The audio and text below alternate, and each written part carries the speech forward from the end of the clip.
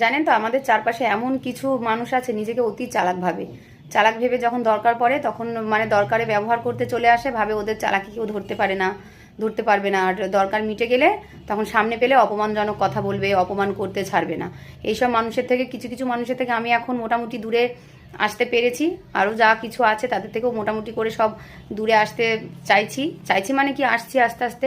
আপনারাও এইসব ধরনের মানুষের থেকে না দূরে থাকবেন, দুমুখো মানুষগুলো আর কি, যে সুযোগে সময়ে ব্যবহার করে নেবে, যেই তার সুযোগ সুবিধা সব মিটে যাবে তখন অপমান করতে আর ছাড়বে না। তখন অকারণেই নিজেকে আর আসলে অতিরিক্ত চালাক ভাবে না, চালাক ভেবে এই জিনিসগুলো করে, ভাবে আমার চালাকি কেউ ধরতে পারবে না, কি কারণে কি বলছি ধরতে পারবে না। মানে কি বলুন তো, লোকের উপকার করলে এই বাসগুলোই খেতে হয় সব সময়। সব সময় আমার বড় উপকার করে, সব সময় সব সময় প্রত্যেকটা সময় যে আর যে হবে আমার বরের কাছে এসে হাজির হবে। আমার বর সবাইকে উপকারও করবে, আবার উপকারের পরবর্তীতে সেই জিনিসটা যখন ও চাইতে যাবে কিংবা পাবে, তাদের কাছে পেলে চাইতে যাবে, পাওনা জিনিস চাইতে যাবে, তখন তাকে অপমান হয়ে বাড়ি আসতে হবে। বাড়ি এসে মুখ কালো করে আমার কাছে তখন বলবে। জানেন, এইসব মানুষের থেকে দূরে থাকা ভালো না, উপকার করার থেকে মানুষকে না উপকার করা অনেক ভালো।